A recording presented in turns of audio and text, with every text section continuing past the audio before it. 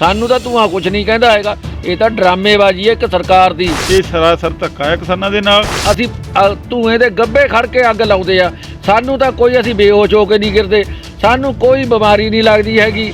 ਇਹਨਾਂ ਨੂੰ ਕਿੱਥੇ ਮਹਿਲਾਂ 'ਚ ਬੈਠਿਆਂ ਨੂੰ ਬਿਮਾਰੀਆਂ ਲੱਗਦੀਆਂ। ਕਿਉਂ ਹਰ ਗੱਲ ਜ਼ਿਮੀਂਦਾਰ ਤੇ ਥੋਪੀ ਜਾਂਦੀ ਹੈ? ਪਰ ਸਰਕਾਰ ਵੀ ਕੁਝ ਕਰੇ ਨਾ, ਹਰ ਵਕਤ ਜ਼ਿਮੀਂਦਾਰ ਨੂੰ ਨਾ ਦਬਾਈ ਜਾਓ। ਦੇਸ਼ ਵਿੱਚ ਲਗਾਤਾਰ ਵੱਧ ਰਿਹਾ ਪ੍ਰਦੂਸ਼ਣ ਦੇਸ਼ ਦੇ ਲਈ ਵੱਡੀ ਖਤਰੇ ਦੀ ਘੰਟੀ ਹੈ। ਗੱਲ ਕੀਤੀ ਜਾਵੇ ਅਗਰ ਪ੍ਰਦੂਸ਼ਣ ਦੀ, ਤਾਂ ਪ੍ਰਦੂਸ਼ਣ ਕੰਟਰੋਲ ਦੇ ਡਿਪਾਰਟਮੈਂਟ ਵੱਲੋਂ ਮੰਨਣਾ ਕਿ ਸਭ ਤੋਂ ਵੱਧ ਪ੍ਰਦੂਸ਼ਣ ਇਹਨਾਂ ਦਿਨਾਂ ਦੇ ਵਿੱਚ ਕਿਸਾਨਾਂ ਵੱਲੋਂ ਝੋਨੇ ਦੀ ਰਹਿੰਦ ਖੂੰਹਦ ਦੇ ਕਾਰਨ ਫੈਲਦਾ, ਜੋ ਅੱਗ ਲਗਾਈ ਜਾਂਦੀ ਹੈ। ਤੇ ਇਸ ਨੂੰ ਲੈ ਕੇ ਅੱਜ ਅਸੀਂ ਕਿਸਾਨਾਂ ਦੇ ਨਾਲ ਗੱਲ ਕਰਾਂਗੇ ਕਿ ਜੇ ਅਗਰ ਝੋਨੇ ਦੀ ਰਹਿੰਦ ਖੂੰਹਦ ਦੇ ਨਾਲ ਸਭ ਤੋਂ ਜ਼ਿਆਦਾ ਪ੍ਰਦੂਸ਼ਣ ਫੈਲਦਾ ਹੈ ਤਾਂ ਉਹ ਕਿਉਂ ਆਪਣੇ ਵਾਤਾਵਰਣ ਨੂੰ ਪ੍ਰਦੂਸ਼ਿਤ ਕਰਦੇ ਨੇ। ਗੱਲ ਕਰਦੇ ਹਾਂ। ਸਤਿ ਸ਼੍ਰੀ ਅਕਾਲ ਜੀ ਸਰ, ਕੀ ਨਾਮ ਜੀ? ਰੁਪਿੰਦਰ ਸਿੰਘ ਰੂਪਾ ਜੀ। ਤੇ ਸਰ, ਪ੍ਰਦੂਸ਼ਣ ਕੰਟਰੋਲ ਬੋਰਡ ਦਾ ਕਹਿਣਾ ਕਿ ਸਭ ਤੋਂ ਵੱਧ ਜਿਹੜਾ ਹੈਗਾ ਪ੍ਰਦੂਸ਼ਣ ਜਿਹੜੀ ਝੋਨੇ ਦੀ ਰਹਿੰਦ ਖੂੰਹਦ ਦੇ ਨਾਲ ਫੈਲਦਾ ਹੈ, ਤੇ ਸਰਕਾਰ ਵੱਲੋਂ ਵੀ ਲਗਾਤਾਰ ਅਪੀਲ ਕੀਤੀ ਜਾਂਦੀ ਹੈ ਕਿ ਝੋਨੇ ਦੀ ਰਹਿੰਦ ਖੂੰਹਦ ਨੂੰ ਸਾੜਿਆ ਨਾ ਜਾਵੇ, ਉਹਦਾ ਹੱਲ ਕੀਤਾ ਜਾਵੇ। ਸਰਕਾਰ ਵੀ ਕਹਿੰਦੀ ਹੈ ਕਿ ਅਸੀਂ ਕਈ ਅਜਿਹੇ ਜਿਹੜੇ ਹੈਗੇ ਆ ਯੰਤਰ ਬਣਾਏ ਆ ਕਿ ਉਹਨੂੰ ਧਰਤੀ ਦੇ ਵਿੱਚ ਨਸ਼ਟ ਕੀਤਾ ਜਾ ਸਕਦਾ ਹੈ।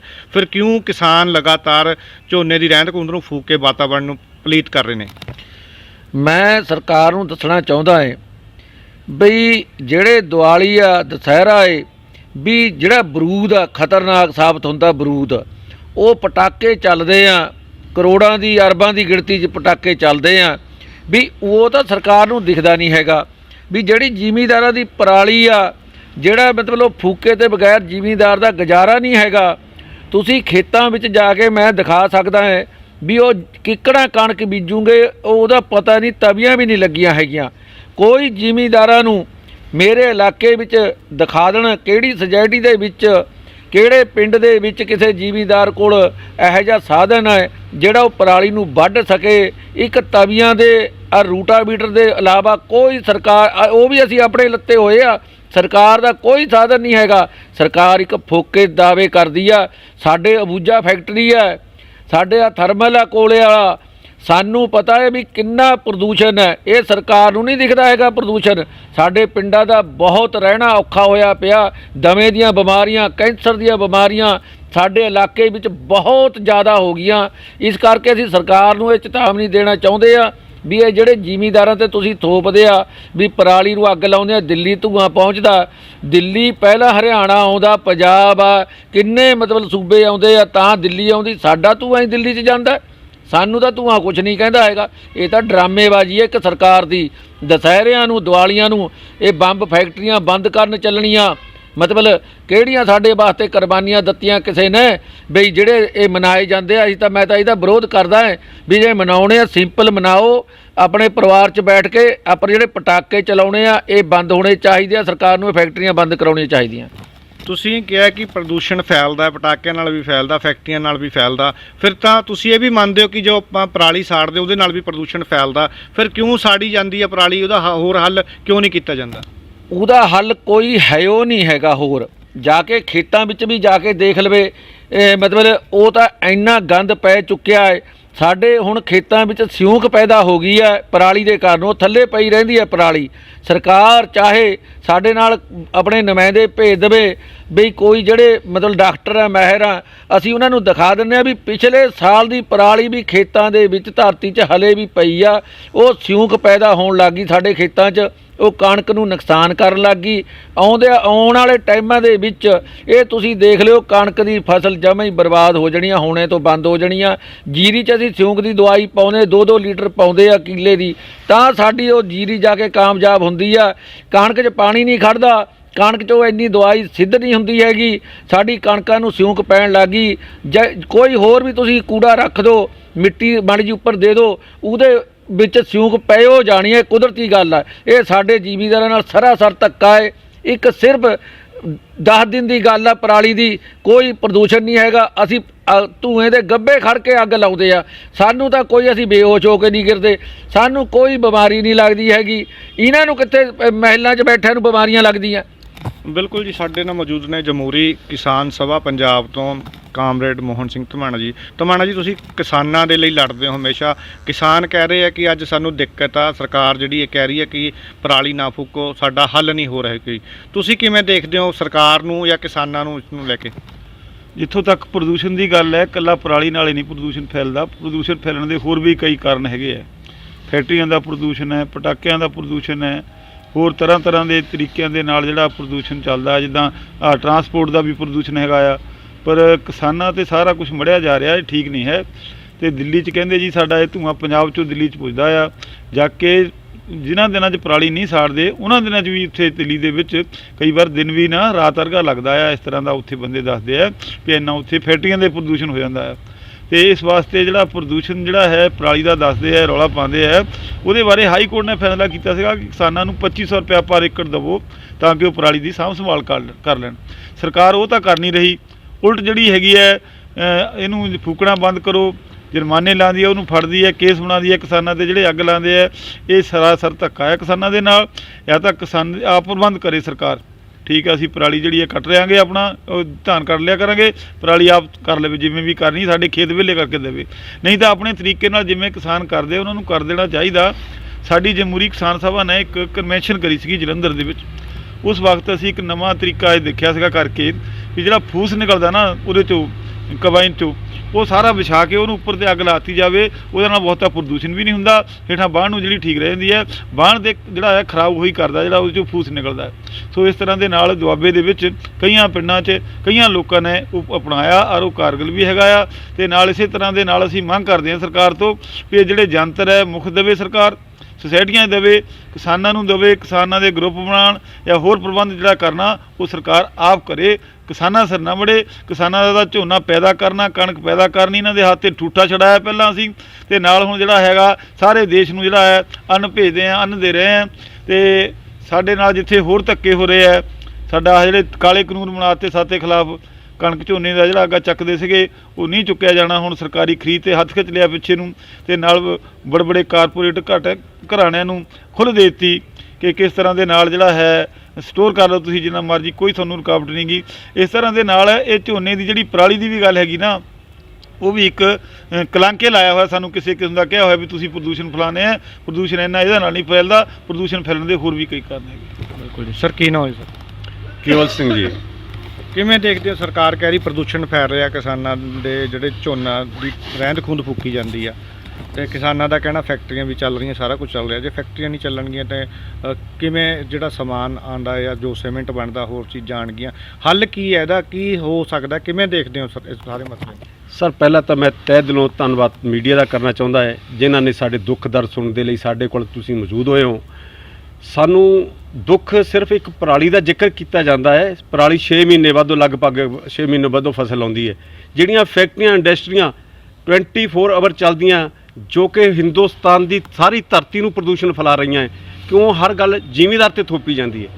ਜ਼ਿਮੀਂਦਾਰ ਪਿਛਲੇ 70-72 ਸਾਲਾਂ ਤੋਂ ਦੇਸ਼ ਦੀ ਆਜ਼ਾਦੀ ਤੋਂ ਬਾਅਦ ਹਮੇਸ਼ਾ ਕਰਜ਼ਾਈ ਹੁੰਦਾ ਜਾ ਰਿਹਾ। ਕੀ ਕਾਰਨ ਹੈ?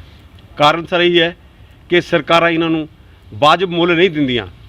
ਮੈਂ ਤਾਂ ਤੁਹਾਨੂੰ ਇਹ ਬੇਨਤੀ ਕਰਾਂਗਾ ਚੈਨਲ ਦੇ ਥਰੂ ਕਿ ਕਿਸਾਨਾਂ ਨੂੰ ਵਾਜਬ ਜਿਹੜੇ ਮੁੱਲ ਮਿਲਣ, ਔਰ ਕਿਸਾਨਾਂ ਨਾਲ ਜੋ ਅੱਜ ਧੱਕਾ ਹੋ ਰਿਹਾ ਹੈ ਉਹ ਧੱਕਾ ਨਹੀਂ ਹੋਣਾ ਚਾਹੀਦਾ ਹੈ। ਸਰਕਾਰ ਨੂੰ ਵੀ ਅਪੀਲ ਕਰਾਂਗੇ, ਤੁਹਾਨੂੰ ਮੀਡੀਆ ਨੂੰ ਵੀ ਅਪੀਲ ਕਰਾਂਗੇ ਕਿ ਸਾਡੀ ਇਹ ਜਿਹੜੀ ਮੰਗ ਹੈ ਉਹ ਤੁਸੀਂ ਕੇਂਦਰ ਤੱਕ ਵੀ ਪਹੁੰਚਾਓ, ਸਟੇਟ ਗੌਰਮੈਂਟ ਨੂੰ ਪਹੁੰਚਾਓ। ਔਰ ਵੱਡੀ ਗੱਲ ਜਿਹੜੀ ਸਾਨੂੰ ਦੇਖਣ ਨੂੰ ਮਿਲੀ ਹੈ, ਦਿਨ ਪ੍ਰਤੀ ਦਿਨ ਬੇਰੁਜ਼ਗਾਰੀ ਹਰ ਸਰਕਾਰ ਦੇ ਰਹੀ ਹੈ। ਅਸੀਂ ਕਿਸੇ ਸਰਕਾਰ ਦਾ ਨਾਂ ਨਹੀਂ ਲੈਣਾ ਚਾਹੁੰਦਾ, ਉੱਧਰ ਵੀ ਥੋੜ੍ਹਾ ਧਿਆਨ ਦਿੱਤਾ ਜਾਏ। ਤਹਿ ਦਿਲੋਂ ਤੁਹਾਡਾ ਧੰਨਵਾਦ ਜੀ। ਬਿਲਕੁਲ ਜੀ। ਕੀ ਨਾਮ ਸਰ ਤੁਹਾਡਾ? ਕੁਲਵਿੰਦਰ ਸਿੰਘ ਪੰਜੋਲਾ। ਕਿਵੇਂ ਦੇਖਦੇ ਹੋ ਝੋਨੇ ਦੀ ਜਿਹੜਾ ਹੈਗਾ ਰਹਿੰਦ ਖੂੰਹਦ ਨੂੰ ਸਰਕਾਰ ਕਹਿ ਰਹੀ ਹੈ ਪ੍ਰਦੂਸ਼ਣ ਫੈਲ ਰਿਹਾ, ਤੁਸੀਂ ਵੀ ਖੇਤੀਬਾੜੀ ਕਰਦੇ ਹੋ, ਕੀ ਹੱਲ ਹੈ ਇਹਦਾ, ਜਾਂ ਹੋਰ ਜਿਹੜੇ ਪ੍ਰਦੂਸ਼ਣ ਫੈਲ ਰਹੇ ਹੋ ਉਹਨੂੰ ਕਿਵੇਂ ਦੇਖਦੇ ਹੋ ਤੁਸੀਂ? ਹੱਲ ਤਾਂ ਇਹਦਾ ਇੱਕੋ ਹੈ ਜੀ, ਇਹ ਸਰਕਾਰ ਨੂੰ ਇਹ ਚਾਹੀਦਾ ਜਿਸ ਤਰ੍ਹਾਂ ਮਰਿੰਡੇ ਨੇ ਨਾ ਲਾਇਆ ਤਾਂ ਜੀ ਇੱਕ ਬਿਜਲੀ ਘਰ, ਉੱਥੇ ਨੂੰ ਇਕੱਠੀ ਕਰਕੇ ਲੈ ਜਾਵੇ। ਉਹ ਇਹਨਾਂ ਤੋਂ ਕਿਉਂ ਨਹੀਂ ਹੋਈ ਇਕੱਠੀ? ਜਦੋਂ ਸਰਕਾਰ ਤਾਂ ਨਹੀਂ ਇਕੱਠੀ ਹੋਈ ਤਾਂ ਇੱਕ ਜ਼ਿਮੀਂਦਾਰ, ਛੋਟਾ ਜ਼ਿਮੀਂਦਾਰ ਕਿੱਥੋਂ ਕਰ ਲੂਗਾ? ਮੇਰੇ ਕੋਲ 2-4 ਕਿੱਲੇ ਆ ਜੀ, ਮੈਂ ਕਿੱਥੋਂ ਐਡਾ ਟਰੈਕਟਰ ਲੈ ਕੇ ਆਵਾਂ ਜਿਹੜਾ ਉਹਨੂੰ ਵਿੱਚ ਮਿਲਾ ਦਵਾਂ? ਇਹ ਸਰਕਾਰ ਨੂੰ ਚਾਹੀਦਾ ਤਾਂ ਉੱਥੇ ਉਹ ਚੱਲਣਾ ਤਾਂ ਥਰਮਲ 'ਚ ਲੈ ਕੇ ਜਾਵੇ, ਬਾਹਰੋਂ ਕੋਲਾ ਮੰਗਾਉਂਦੀ ਹੈ, ਸਾਰਾ ਇਕੱਠਾ ਕਰੇ ਆਪਣਾ ਲੈ ਜਾਵੇ। ਸਾਡਾ ਕਿੰਨਾ ਫਾਇਦਾ ਹੋਊਗਾ, ਪ੍ਰਦੂਸ਼ਣ ਨਹੀਂ ਫੈਲੂਗਾ। ਨਾਲੇ ਇੱਕ ਦਿਨ ਦੀ ਅੱਗ ਹੁੰਦੀ ਹੈ ਪ੍ਰਦੂਸ਼ਣ ਦੀ, ਕਿੰਨੀ ਕੁ ਧੂੰਆਂ ਹੁੰਦਾ, ਕੁਛ ਵੀ ਨਹੀਂ ਹੈਗਾ। ਪਰ ਇਹਨਾਂ ਨੇ ਇੱਕ ਹਊਆ ਬਣਾਇਆ ਵਾ। ਨਾਲੇ ਜੇ ਸਾਡਾ ਧੂੰਆਂ ਦਿੱਲੀ ਜਾਂਦਾ ਤਾਂ ਪਹਿਲੇ ਪਾਕਿਸਤਾਨ ਨੇੜੇ ਹੈ, ਪਾਕਿਸਤਾਨ ਵੱਲੋਂ ਕਿਉਂ ਨਹੀਂ ਜਾਂਦਾ ਜੀ? ਉਹ ਰੌਲਾ ਕਿਉਂ ਨਹੀਂ ਆ ਰਿਹਾ ਵੀ ਸਾਡੇ ਕੋਲ ਧੂੰਆਂ ਨਹੀਂ ਆ ਰਿਹਾ? ਇਹਨਾਂ ਨੇ ਦਿੱਲੀ ਕਿਉਂ ਧੂੰਆਂ ਜਾਂਦਾ ਪੰਜਾਬ ਦਾ? ਇਹ ਦਿੱਲੀ ਵਾਲੇ ਪਹਿਲਾਂ ਤੋਂ ਹੀ ਖੁੰਦਕ ਖਾਂਦੇ ਆਏ ਪੰਜਾਬ ਨਾਲ, ਪਤਾ ਨਹੀਂ ਇਹਨਾਂ ਨੂੰ ਕੀ ਪੀੜ ਆ ਸਾਤੋਂ, ਇਹ ਸਮਝ ਨਹੀਂ ਆਈ। ਦਿੱਲੀ ਦੀ ਗੱਲ ਤਾਂ ਚਲੋ ਬਾਅਦ ਦੀ ਗੱਲ ਆ। ਪੰਜਾਬ ਸਰਕਾਰ ਵੱਲੋਂ ਅਪੀਲਾਂ ਕੀਤੀਆਂ ਜਾ ਰਹੀਆਂ ਕਿ ਪੰਜਾਬ ਦੇ ਵਿੱਚ ਲਗਾਤਾਰ ਪ੍ਰਦੂਸ਼ਣ ਫੈਲ ਰਿਹਾ। ਸੀਐਮ ਸਾਹਿਬ ਵੱਲੋਂ ਵੀ ਲਗਾਤਾਰ ਅਪੀਲਾਂ ਕੀਤੀਆਂ ਜਾ ਰਹੀਆਂ। ਖੇਤੀਬਾੜੀ ਵਿਭਾਗ ਲਗਾਤਾਰ ਕਿਸਾਨਾਂ ਨੂੰ ਜਾਗਰੂਕ ਕਰ ਰਿਹਾ, ਪਿੰਡਾਂ ਦੇ ਵਿੱਚ ਵਾਹਨਾਂ ਭੇਜ ਕੇ ਵੀ ਅੱਗ ਨਾ ਲਾਈ ਜਾਵੇ। ਸਰਕਾਰ ਵੱਲੋਂ ਕਾਫੀ ਮਸ਼ੀਨਰੀ ਵੀ ਤਿਆਰ ਕੀਤੀ ਗਈ ਹੈ, ਤੁਸੀਂ ਇਹਦੇ ਹੱਲ ਵਾਸਤੇ ਕਿਵੇਂ ਦੇਖਦੇ ਹੋ? ਜਿਹੜੀ ਇਹਨਾਂ ਨੇ ਮਸ਼ੀਨਰੀ ਤਿਆਰ ਕਰੀ ਹੈ ਜੀ ਸਰ, ਉਹ ਸਾਡੇ ਹੱਥ ਤੋਂ ਬਾਹਰ ਹੈ। ਅਸੀਂ ਕਿੱਕਣਾ ਖਰੀਦ ਲਈ, ਉਹ 2-2 2.5 ਲੱਖ ਦੀ ਮਸ਼ੀਨ ਹੈ। ਤੇ ਦੂਜੀ ਗੱਲ, ਸਾਨੂੰ 2500 ਰੁਪਏ ਮੁਆਵਜ਼ਾ ਦੇਵੇ, ਅਸੀਂ ਕਾਹਨੂੰ ਫੂਕੀਏ? ਅਸੀਂ ਹੀਲਾ ਕਰਾਂਗੇ ਆਪਣੇ ਆਪ। ਸਾਨੂੰ 2500 ਰੁਪਇਆ ਪਰ ਏਕੜ ਦੇਵੇ ਜਾਂ 100 ਰੁਪਇਆ 200 ਰੁਪਏ ਪਰ ਬੋਨਸ ਦੇਵੇ, ਕੋਈ ਜ਼ਿਮੀਦਾਰ ਨਹੀਂ ਅੱਗ ਲਾਊਗਾ। ਪਰ ਸਰਕਾਰ ਵੀ ਕੁਝ ਕਰੇ ਨਾ, ਹਰ ਵਕਤ ਜ਼ਿਮੀਦਾਰ ਨੂੰ ਨਾ ਦਵਾਈ ਜਾਓ ਵੀ ਜ਼ਿਮੀਦਾਰ ਹੀ ਥੱਲੇ ਦਵਾਈ ਜਾਵੇ। ਅਸੀਂ ਤਾਂ ਪਹਿਲੇ ਹੀ ਆਪਣਾ ਮਸੀਂ ਗੁਜ਼ਾਰਾ ਕਰ ਰਹੇ ਹਾਂ। ਸਰ, ਤੁਸੀਂ ਕਿਵੇਂ ਦੇਖਦੇ ਹੋ ਇਸ ਦਾ ਹੱਲ ਕੀ ਹੋ ਸਕਦਾ ਹੈ? ਕੀ ਚਾਹੁੰਦੇ ਆ ਕਿਸਾਨ ਕਿ ਸਰਕਾਰ ਆਹ ਕੁਝ ਕਰੇ ਤਾਂ ਇਹਦਾ ਹੱਲ ਹੋ ਸਕਦਾ ਹੈ, ਧੂਆਂ ਤੋਂ ਵੀ ਬਚ ਸਕਦਾ ਤੇ ਕਿਸਾਨਾਂ ਦਾ ਜਿਹੜਾ ਹੈਗਾ ਨੁਕਸਾਨ ਉਹ ਵੀ ਬਚ ਸਕਦਾ ਹੈ? ਸਰਕਾਰ ਕਿਸਾਨਾਂ ਨੂੰ ਪਿੰਡਾਂ 'ਚ ਗਰੁੱਪ ਬਣਾ ਕੇ ਮਸ਼ੀਨਰੀ ਦੇਵੇ ਔਰ ਫ੍ਰੀ ਦੇਵੇ ਸਰਕਾਰ, ਔਰ ਸੁਸਾਇਟੀਆਂ ਵਿੱਚ ਦੇਵੇ ਕਿਸਾਨਾਂ ਨੂੰ। ਇਹ ਨਹੀਂ ਹੈਗਾ ਵੀ ਇੱਕ ਮਸ਼ੀਨ ਦੇਤੀ ਸੁਸਾਇਟੀ ਨੂੰ 20 ਪਿੰਡ ਹੈ, ਉਹ ਤਾਂ ਨੰਬਰ ਹੀ ਨਹੀਂ ਆਉਂਦਾ ਹੈਗਾ ਕਿਸਾਨ ਦਾ। ਇਸ ਕਰਕੇ ਕਿਸਾਨ ਮਜਬੂਰ ਆ। ਹਾਈ ਕੋਰਟ ਸੁਪਰੀਮ ਕੋਰਟ ਨੇ ਆਰਡਰ ਕਰੇ ਵੇ ਆ ਵੀ 100 ਰੁਪਿਆ ਕੁਆਂਟਲ ਜ਼ਿਮੀਂਦਾਰਾਂ ਨੂੰ ਉਹ ਦਿੱਤਾ ਜਾਵੇ, ਉਹ ਬਿਲਕੁਲ ਨਹੀਂ ਦਿੰਦੇ ਹੈਗੇ। ਉਹ ਸਾਡੇ ਕੋਲ ਕਾਪੀਆਂ ਵੀ ਮੌਜੂਦ ਹੈ, ਉਹ ਹੁਕਮਾਂ ਦੀਆਂ, ਹਾਈ ਕੋਰਟ ਦੀਆਂ, ਸੁਪਰੀਮ ਕੋਰਟ ਦੀਆਂ ਵੀ ਆ ਸਾਡੇ ਮੌਜੂਦ, ਹੁਣ ਵੀ ਇਸ ਟਾਈਮ ਸਾਡੇ ਕੋਲ ਹੈ। ਪਰ ਇਹ ਮਤਲਬ ਅੱਗ ਤਾਂ ਲਾ ਹੀ ਰਿਹਾ ਪੰਜਾਬ, ਅੱਗ ਕੋਈ ਨਹੀਂ ਹਟਦਾ ਹੈਗਾ। ਕੋਈ ਕੁਛ ਹੈਗੇ ਆ ਜਿਹੜੇ ਨਹੀਂ ਲਾਉਂਦੇ ਹੈਗੇ। ਇਹ ਤਾਂ ਅੱਗ ਦੇਖੋ ਲੱਗਣੀ ਆ। ਇਹ ਫੈਕਟਰੀਆਂ ਬੰਦ ਕਰਾਉਣ, ਇਹ ਮੰਤਰੀਆਂ ਦੀਆਂ ਇਹੋ ਜਿਹੀਆਂ ਕੈਮੀਕਲ ਵਾਲੀਆਂ ਫੈਕਟਰੀਆਂ, ਜਿਹੜਾ ਦਰਿਆ ਦੇ ਵਿੱਚ ਨਹਿਰਾਂ 'ਚ ਉਹ ਪਾਣੀ ਤੇਜ਼ਾਬ ਵਾਲਾ ਗਿਰਦਾ, ਉਹਨਾਂ ਨੂੰ ਤਾਂ ਸਰਕਾਰ ਬੰਦ ਨਹੀਂ ਕਰਾਉਂਦੀ ਹੈਗੀ। ਇੰਨਾ ਮੀਡੀਆ ਨੇ ਦਿਖਾਇਆ ਚੱਕ ਕੇ ਬਈ ਆ ਫੈਕਟਰੀਆਂ ਦਾ ਗੰਦਾ ਪਾਣੀ, ਤੇਜ਼ਾਬ ਵਾਲਾ ਪਾਣੀ ਉਹ ਸਾਡੇ ਲੋਕ ਪੀਂਦੇ ਆ। ਸ਼ਹਿਰਾਂ ਵਿੱਚ ਨਹਿਰਾਂ ਦਾ ਪਾਣੀ, ਪਿੰਡਾਂ 'ਚ, ਉਹ ਤਾਂ ਇਹ ਬੰਦ ਨਹੀਂ ਕਰਾਉਂਦੇ ਹੈਗੇ। ਇੱਕ ਜ਼ਿਮੀਂਦਾਰ ਨੂੰ ਇਹ ਮਾਰਨ ਲੱਗੇ ਵੇ ਆ, ਜ਼ਿਮੀਂਦਾਰ ਨੂੰ ਇੱਕ ਮੰਗਤਾ ਬਣਾਉਣ ਲੱਗੇ ਵੇ ਆ, ਸਾਰੀ ਪਬਲਿਕ ਨੂੰ ਇਹ ਮੰਗਤਾ ਬਣਾਉਣ ਲੱਗੀਆਂ ਵੀਆਂ ਸਰਕਾਰਾਂ। ਆ 2 ਰੁਪਏ ਕਿਲੋ ਵਾਲੀ ਕਣਕ ਕਿਆ ਇਹ ਮੰਗਤਾ ਹੀ ਬਣਾਉਣਾ ਹੈ ਸਾਨੂੰ? ਸਾਡੇ ਬੱਚਿਆਂ ਨੂੰ ਵਧੀਆ ਪੜ੍ਹਾਈ ਦੇਵੇ, ਨੌਕਰੀਆਂ ਦੇਣ, ਸਾਨੂੰ ਇਹ 2 ਰੁਪਏ ਕਿਲੋ ਕਣਕ ਦੀ ਜ਼ਰੂਰਤ ਹੀ ਨਹੀਂ ਹੈਗੀ। ਇਸ ਕਰਕੇ ਅਸੀਂ ਇਹ ਜਿਹੜਾ ਪ੍ਰਦੂਸ਼ਣ ਹੈ, ਇਹ ਪ੍ਰਦੂਸ਼ਣ ਜ਼ਿਮੀਂਦਾਰਾਂ ਦੇ ਸਿਰ ਮੜਿਆ ਜਾਂਦਾ, ਇਹ ਬਹੁਤ ਗਲਤ ਗੱਲ ਹੈ। ਸਾਨੂੰ ਬਣਦਾ ਸਾਡਾ ਮੁਆਵਜ਼ਾ ਦਿੱਤਾ ਜਾਵੇ। ਅਸੀਂ ਚਾਹੇ ਜਿੱਕਣਾ ਮਰਜ਼ੀ ਲੇਬਰ 'ਤੇ ਕਟਾਈਏ, ਜੋ ਮਰਜ਼ੀ ਕਰੀਏ, ਸਾਨੂੰ ਇਹ ਮਤਲਬ ਸਾਡਾ ਜੋ ਹਾਈ ਕੋਰਟ ਨੇ, ਸੁਪਰੀਮ ਕੋਰਟ ਨੇ ਕਰਿਆ ਵਾ, ਸਾਨੂੰ ਮੁਆਵਜ਼ਾ ਦਿੱਤਾ ਜਾਵੇ। ਸੋ ਬਿਲਕੁਲ ਕਿਸਾਨਾਂ ਦਾ ਕਹਿਣਾ ਉਹ ਵੀ ਕਿਤੇ ਨਾ ਕਿਤੇ ਮਜਬੂਰ ਨੇ, ਕਿਉਂਕਿ ਜੋ ਰਹਿੰਦ ਖੂੰਹਦ ਆ ਉਸ ਦੀ ਸਾਂਭ ਸੰਭਾਲ ਦੇ ਲਈ ਜੋ ਖਰਚਾ ਹੁੰਦਾ ਹੈ ਉਹ ਖਰਚਾ ਕਰਨ ਦੇ ਸਮਰੱਥ ਨਹੀਂ ਹੈ। ਇਹਨਾਂ ਨੇ ਮੰਗ ਕੀਤੀ ਕਿ ਸਰਕਾਰ ਨੂੰ ਮਸ਼ੀਨਰੀ ਦੇਣੀ ਚਾਹੀਦੀ, ਪਿੰਡਾਂ ਦੇ ਵਿੱਚ ਗਰੁੱਪ ਬਣਾ ਕੇ ਫ੍ਰੀ ਮਸ਼ੀਨਰੀ ਦਿੱਤੀ ਜਾਣੀ ਚਾਹੀਦੀ ਆ, ਜਾਂ ਅਦਾਲਤ ਦੇ ਹੁਕਮਾਂ ਦੇ ਅਨੁਸਾਰ 2500 ਰੁਪਏ ਏਕੜ ਦਿੱਤਾ ਜਾਵੇ ਤਾਂ ਕਿ ਹੋਏ ਰਹਿੰਦ ਖੂੰਹਦ ਜਿਹੜੀ ਹੈਗੀ ਆ ਉਸ ਦੀ ਸਾਂਭ ਸੰਭਾਲ ਕਰ ਸਕਣ ਤੇ ਆਪਣੀ ਦੁਆਰਾ ਬਿਜਾਈ ਵਾਸਤੇ ਜ਼ਮੀਨ ਨੂੰ ਤਿਆਰ ਕਰ ਸਕਣ। ਇਹਨਾਂ ਨੇ ਦੱਸਿਆ ਕਿ ਮਜਬੂਰੀ ਦੇ ਬਸ ਇਹਨਾਂ ਨੂੰ ਜਿਹੜੀ ਰਹਿੰਦ ਖੂੰਹਦ ਨੂੰ ਅੱਗ ਲਗਾਉਣੀ ਪੈਂਦੀ ਹੈ। ਤੇ ਦੂਜਾ ਵੱਡਾ ਸਵਾਲ ਇੱਕ ਇਹ ਵੀ ਚੁੱਕਿਆ ਇਹਨਾਂ ਨੇ ਸਰਕਾਰ ਦੇ ਉੱਤੇ ਕਿ ਸਰਕਾਰ ਜਿਹੜੀਆਂ ਵੱਡੀਆਂ ਫੈਕਟਰੀਆਂ ਦੇ ਵਿੱਚ ਪ੍ਰਦੂਸ਼ਣ ਫੈਲ ਰਿਹਾ, ਵੱਡੀਆਂ ਇੰਡਸਟਰੀਆਂ ਦਾ ਪ੍ਰਦੂਸ਼ਣ ਫੈਲ ਰਿਹਾ, ਬੇਵਜ੍ਹਾ ਜਿਹੜਾ ਹੈਗਾ ਪਿੰਡਾਂ ਦੇ ਵਿੱਚ, ਰਿਹਾਇਸ਼ੀ ਇਲਾਕਿਆਂ ਦੇ ਵਿੱਚ ਨਿਯਮਾਂ ਤੋਂ ਉਲਟ ਫੈਕਟਰੀਆਂ ਲਗਾਈਆਂ ਗਈਆਂ, ਉਹਨਾਂ ਦੇ ਖਿਲਾਫ ਕਾਰਵਾਈ ਕਿਉਂ ਨਹੀਂ ਕੀਤੀ ਜਾਂਦੀ? ਕਿਉਂ ਸਿਰਫ ਕਿਸਾਨਾਂ ਦਾ ਪ੍ਰਦੂਸ਼ਣ ਦਿਖਦਾ? ਇਹ ਵੀ ਸਰਕਾਰ ਦੇ ਉੱਤੇ ਇੱਕ ਵੱਡਾ ਸਵਾਲ ਹੈ ਜਿਸ ਦਾ ਸਰਕਾਰ ਨੂੰ ਜਵਾਬ ਦੇਣਾ ਚਾਹੀਦਾ ਕਿ ਅਗਰ ਕਾਰਵਾਈ ਕਰਨੀ ਹੈ ਤਾਂ ਸਭ ਦੇ ਉੱਤੇ ਇੱਕ ਬਰਾਬਰ ਦੀ ਕਾਰਵਾਈ ਹੋਣੀ ਚਾਹੀਦੀ ਆ। ਇਹ ਨਹੀਂ ਸਿਰਫ ਕਿਸਾਨਾਂ ਦੇ ਉੱਤੇ, ਜੋ ਵੀ ਪ੍ਰਦੂਸ਼ਣ ਦੇ ਨਿਯਮਾਂ ਦੀ ਉਲੰਘਣਾ ਕਰਦਾ, ਭਾਵੇਂ ਉਹ ਕਿਸਾਨ ਹੋਵੇ ਜਾਂ ਫੈਕਟਰੀਆਂ ਵਾਲੇ ਹੋਣ, ਤਾਂ ਫੈਕਟਰੀਆਂ ਵਾਲਿਆਂ ਦੇ ਖਿਲਾਫ ਵੀ ਉਹੀ ਬਰਾਬਰ ਦੀ ਕਾਰਵਾਈ ਹੋਣੀ ਚਾਹੀਦੀ ਆ। ਇਸ ਦੇ ਵਿੱਚ ਪੱਖਪਾਤ ਨਹੀਂ ਹੋਣਾ ਚਾਹੀਦਾ। ਹੁਣ ਦੇਖਣਾ ਹੋਵੇਗਾ ਕਿ ਕਿਸਾਨਾਂ ਨੇ ਜੋ ਸਰਕਾਰ ਨੂੰ ਮੰਗ ਰੱਖੀ ਹੈ, ਕਿ ਸਰਕਾਰ ਕਿਸਾਨਾਂ ਦੀ ਮੰਗ ਨੂੰ ਦੇਖਦੇ ਹੋਏ ਇਸ ਮਸਲੇ ਦਾ ਕੋਈ ਹੱਲ ਕਰਦੀ ਹੈ ਜਾਂ ਸਿਰਫ ਪੁਲਿਸ ਦਾ ਡਰਾਵਾ ਦੇ ਕੇ, ਪਰਚੀਆਂ ਦਾ ਡਰਾਵਾ ਦੇ ਕੇ ਕਿਸਾਨਾਂ ਨੂੰ ਇਹੀ ਕਿਹਾ ਜਾ ਰਿਹਾ ਕਿ ਪਰਾਲੀ ਨਾ ਫੂਕੋ। ਰੂਪਨਗਰ ਤੋਂ ਕੈਮਰਾਮੈਨ ਰਵੀ ਦੇ ਨਾਲ ਸੱਜਣ ਸਿੰਘ ਸੈਣੀ, ਦਾ NRA TV।